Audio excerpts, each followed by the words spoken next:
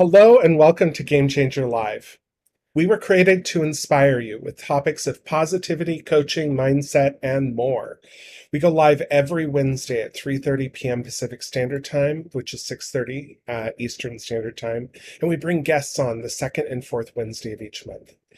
We believe that we are at our best when we're authentic and unedited. And so that's the content that we bring you. So that who you see talking in front of you right now, this is who we are. There's no fakery or scripting or anything like that. And our motto for the show is Together We Inspire. So let's get inspired today. My guest today is Alyson Day. Alyson's a coach and a business consultant, and she works with BIPOC leaders to find new purpose, to help them find their own voice, and to process loss of various forms that occur in the workplace. And like me, she's a leader in the local International Coaching Federation, and I am so thrilled to have you here with us today, Alyson. Welcome. Thank you so much for having me. I'm really excited about our talk today. I am excited too. Well, so I gave a brief introduction for you today. Those are my words. But in your words, tell me a little bit about yourself as a coach, as a consultant. What is your coaching business all about? Sure. So I really think about my business as helping support through transition and creating transformation. And I really look at that through many lenses, but grief is one of those. As I've learned through coaching different clients, a lot of what we experience, whether it's losing a job, losing a position, changing careers, there's a lot of grief that's attached to that. And so I've really learned that that's a specialization that resonates with me. Yeah, I love hearing that too, because we're all drawn to different things, right? As Mhm. coaches. Who, so you're going to get into your talk here in just a little bit, and I don't want to hold back too much, but if anyone was in the audience who would really especially benefit from listening to what you're presenting today, could you Mhm. describe for a little bit what they might be, what they might see in themselves that would indicate that they should listen? Sure. One of the things that I think inspires me as a coach is someone who is seeking that special purpose or looking to uncover what their purpose is. And purpose is such a thrown around term these days, but I would say it's really about like, are you living authentically? Do you wake up and look in the mirror and say, I am doing in this world what I am meant to be doing? And if not, I want to connect with you because I want to help you discover what that is. And some of that discovery might be around letting certain things go, saying goodbye to things. And that could be a job, a career, a relationship, so that you can step into your own authenticity. So, Yeah. anyone looking for that, I think, is an ideal client. Absolutely. I like to think of my clients as they need to put a little bit of effort into it as well, right? Mhm. Like they need to see themselves getting better. They need to reach out and contact the coach because that indicates that they're ready to move forward. Absolutely. Someone who is ready to take that step. Maybe they're been sitting on the sidelines and they're ready to kind of get on the court. Yeah. So, So we've kind of foreshadowed a little bit about the topic today because we're going to be talking about grief, mhm. specifically grief that comes along with any form of transition, not just the kind of grief of losing a loved one, but I think it'd be really helpful if we had just a set definition to start with of what is it when we're talking about grief? What is it that you mean? Yeah, for me, and I think in general, grief is a natural response to loss. And it comes with emotions that are many times around suffering that loss. And that could be a loss of a person as we know it to be defined, but it also can be a loss of something, as you said, we've already alluded to, that can be the loss of a career, the loss, and that could be through a layoff, but it also could be through retiring. It could be, a position that you didn't get that you wanted to get, and you lost it to someone else in the workplace. It can also mean that, there are some personal things that interfere with you doing your work, loss of a child, loss of a parent, even loss of your young child growing up and going away to college. So there are many ways in which these emotional losses impact our day to day, and that's where I come in as a source of support. It's interesting. I just want to tack on there because, I've seen people who've changed careers and that there's this loss of identity, this grief of this former existence of theirs that's so strong that they have to overcome in order to really adopt and really fit into their new role. And so it's amazing to hear that there's a person out there who specializes in supporting that work. Yes, yes. I don't think we always think of it as grief. We might struggle around that loss of identity, like you said, but not really think about it in those terms. And once we can kind of look at it through that lens, I think that we're able to be a bit more self-compassionate. Yeah, and that's so important because Mhm. grief, overcoming grief, we know in terms of losing someone else, it's a process. There's stages to overcoming it. So the Yeah, same is true with any form of transition, I'd imagine. exactly. Well, what are some myths that exist around grief that are necessary to kind of clear up? Yeah. Some of them are that, it takes a certain amount of time and then you'll get past it. Grief is more like a roller coaster. It's, you have good days and bad days. Sometimes the loss is more prevalent than others. The others that if you don't show emotion, if you're not crying or overly emotional, that you don't really care, that it didn't mean much. We know that that's not true. I think another one is that you mentioned there are stages, but they are not necessarily linear. They can circle around. You might experience anger or another emotion, and that might come and go, and then you realize later a year or two that you're still angry. So it's not as linear as we've been made to think. And I think that idea that if we're just strong and we tough it out, that we'll get over it is something that we see a lot. And as you know, from just the whole losing the identity, there's some processing that definitely comes with grief. Yeah, and it's not like it's a linear process in terms of like there's an end point and then it's over either. Like it can come back and you can find yourself at any of those stages again. Exactly. Yeah, Exactly. I just wanted to point that out because I heard that in what you were saying, and that was kind of exciting to me to hear. Yeah. Well, so you work with clients, and I imagine that you work with clients who are expecting some form of loss. So how do you help clients who haven't actually lost anything yet but are expecting or anticipating that loss? How do you help them You hit visualize it? on something that's really important, which is anticipatory grief. And we can experience that in many ways. Expecting the loss of a loved one is known. It could be an aging parent, it could be someone who's ill. But when we think about the workplace specifically, it could be that you're expecting that you're going to be laid off. It could be that you're expecting that the position that you have worked so hard on, or the project that you worked so hard on, is not going to be greenlit.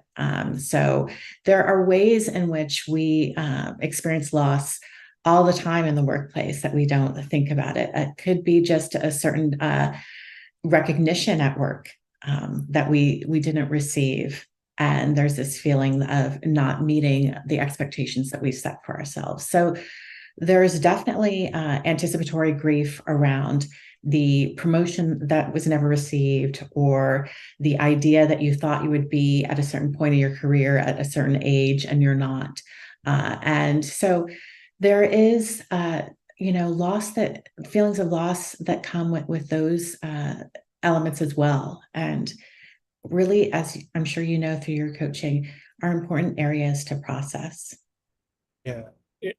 It comes to mind that like one of the areas of loss that people might not think of, but I've certainly experienced it both with my clients and also in my own career Mhm. prior to being a coach, is loss of leadership. That people who are above you represent some of the stability that exists for your position. And if like I work for the state, so the general manager position was extremely important in setting the tone for the agency.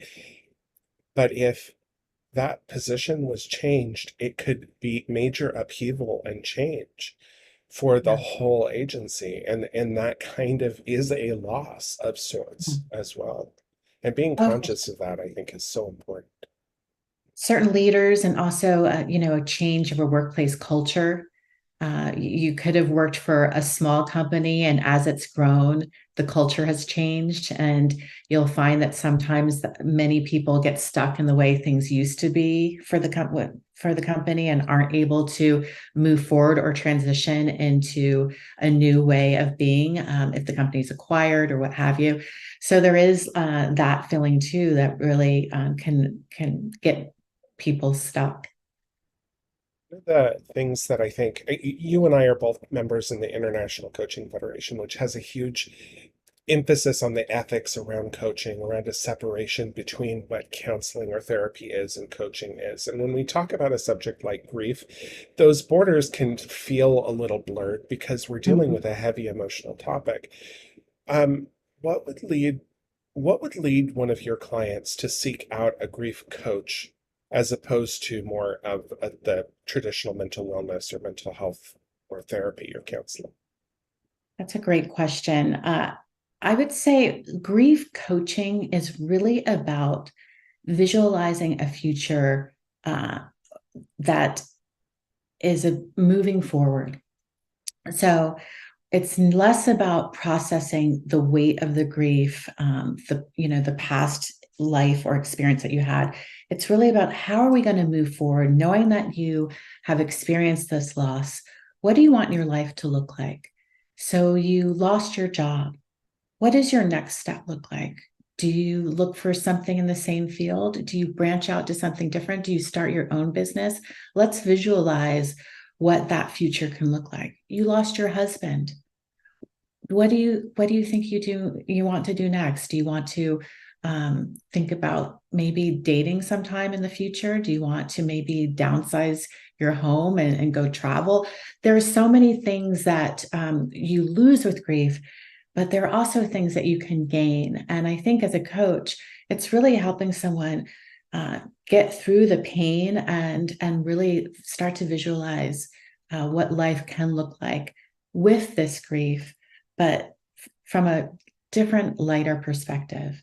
Yeah, so I guess what I'm hearing in that and just checking in on you on my understanding is really therapy is about the past, about kind of healing from trauma from the past and coaching is really about setting intentions for the future, about setting a direction for yourself and moving past that. Yeah, and I think just, if there was a situation which that many people experience where there was, extreme depression or anxiety or really loss of functioning in everyday life, those are concerns for therapy. And even more intense, sometimes complicated grief is a diagnosis. So those are things that as a coach, I and any coach, like you said, from an ethical standpoint, would stay away from. And there are many people who need that type of support as well. Really, as you mentioned, Daniel, it's about what does the future look like as we come out of grief and processing it and accepting it. And having compassion with yourself as you go through that process too, like Oh, having right. someone championing, I hate that word, live and authentic and unedited. Yeah. um well, this is a really heavy topic, and I have to ask how you keep yourself out of the weeds, as it were, with your clients. Because as a coach, you can end up being a dumping ground for a lot of negativity, a lot and a lot of positivity as well. But with a topic around grief or around loss, like that seems pretty heavy. What do you do in terms of self-care to keep yourself balanced? Yeah, and I think, as a coach, just as a human being, we've all experienced grief, some more intense than others, but we've all can empathize with what it feels like to go through some varying degrees of loss. So it is important that, I don't trigger my own experiences with loss during this process. So I have learned to take some time before each session to just ground myself. And also, I have become better at meditating and just sitting in silence, and letting my breath do the work as I just release some of the own thoughts and stressors that can come up around heavy topics. I'm really trying to maintain a connection with nature, and I encourage my clients to do that as well in their healing. So those are the ways in which I maintain some level of stability when I'm dealing with people that are really struggling a lot of the time. What's your favorite connection to nature? I have to ask. Well, living in the Pacific Northwest, we have a beautiful summer, and we also have great seasons. So, as much as I can, I will try to hike and get, in our forest and just really get on some trails whenever that's possible. So, For me, I'm it's fortunate. viewing water. I just love seeing Mhm. water. Oh yeah. It's so magnificently more powerful than who I am in my Mhm. individual shell, but it's so connected to the world, right? And it reminds me that I'm a connection too. Oh yeah. Oh yeah. Well, this was such a good topic, and there's so many ways that we can look at being aware of grief, being aware of loss. But I'm wondering if you wanted to look back at this conversation and leave us with a few grounding thoughts or a few things that just kind of wrap this all up. What would that look like? You touched on one of the words. I think staying grounded in grace and gratitude. Uh, when we're able to look at things through a lens of gratitude, it really helps with managing or navigating grief. And it helps in everyday life circumstances to just look around, whether it's in nature, whether it's the ocean, the trees, our life, and just stay grounded in grace. Thank you so much for being here. If people are interested in connecting with you, either to get coaching with themselves or just to learn more about how they can work through their own transformation or grief, what's the best way for them to get in touch with you? Right now, the best way is LinkedIn. I do offer, half an hour complimentary sessions. So I'm happy to connect with anyone around this topic or coaching in general. And I also am launching my website, AlysonDayCoaching.com next month, August, and you can learn more about me there. Yes. And I encourage you to leave links for those in the comments after this video. After we're off air, it becomes an actual video on YouTube that you can go in and make comments on. So I encourage you to do that. Because it would be great. I think this is a great topic, and I think the world needs more grief awareness and grief support and care.